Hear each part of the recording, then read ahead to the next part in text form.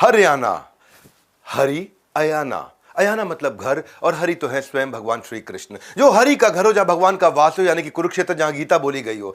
ये देश में एक ऐसा देश है हरियाणा, जहां दूध दही से हो जाए इनका पूरा खाना। नमस्कार, विवेक बिंद्रा बोल रहा हूं, फाउंडर एंड सीईओ बड़ा बिजनेस.com। देख रहे हो ना? नहीं देख रहे क्या? हर संडे को सुबह 8 बजे आ जाता हूं पावरफुल केस स्टडी के साथ। विवेक बिंद्रा वापस आ चुके हैं बाजार में, अब नहीं रुकने वाला। दिल्ली में आज मैं ना आपको बेटा बोला, बताने पापा के बारे में। आज बहुत गर्मी है, हम एसी लगवाएंगे।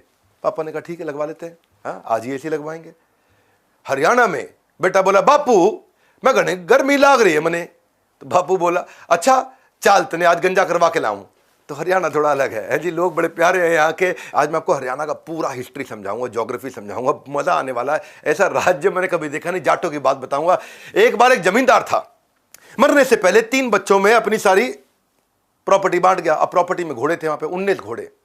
बोला बड़े बेटे को आधी प्रॉपर्टी दे दो, अब 19 के आधे घोड़े कर नहीं सकते। बीच वाले बेटे को 1/4 दे दो, अब 19 के 1/4 हो नहीं सकते।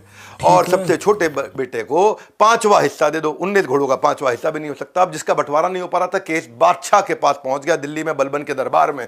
इसका कोई हल नहीं निकाल पा रहा था। तो अमीर खुसरो बलबन के दरबारी कवि थे, उनकी रिक्वेस्ट पर सोनीपत से पंच चौधरी राम सहाय को बुलाया गया। चौधरी होते हैं तो आपको पता है जाट सारे। आदेश मिलते ही चौधरी साहब घोड़े पे तुगड़ुक तुगड़ुक दिल्ली पहुंच गए।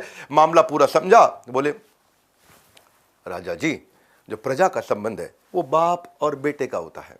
आप हमारे पिता के समान है, हम आपके बेटे, तो हमारी भी जो संपत्ति है वो आपकी, तो मेरी संपत्ति पे भी आपका हक है। तो ये जिस घोड़े पे मैं यहाँ पे आया हूँ आज सोनीपत से दिल्ली में आपसे मिलने के लिए, घोड़ा भी आपका है। तो ये घोड़ा मैं आपको दे देता हूँ। अब क्या हो गया जी, जैसे घोड़ा मैंने आपको दिया, आप इनको घोड़ा देते हो, 19 + 1 20 घोड़े हो गए। और 20 के आधे यानी कि 10 घोड़े बड़े बेटे को दे दो। 20 के 1/4 यानी 5 घोड़े मंझले बेटे को दे दो। 20 का 5वां हिस्सा यानी कि 4 घोड़े छोटे बेटे को दे दो। तो 10 और 5 और 4 19 हो गए। 19 घोड़े इनको बांट दो, ठीक लगे तो मेरा वाला वापस कर देना।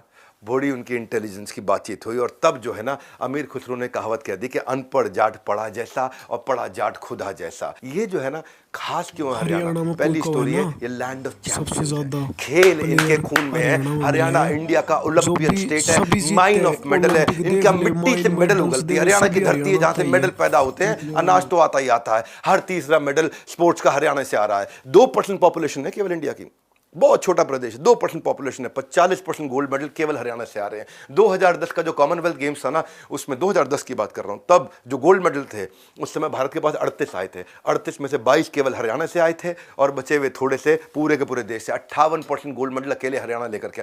2012 लंदन में भी टोटल मेडल इंडिया के पास 6 आए थे, उसमें हरियाणा के 3 थे। कॉमनवेल्थ गेम्स उसके बाद टोटल इंडिया के पास 64 आए, हरियाणा के 21 थे।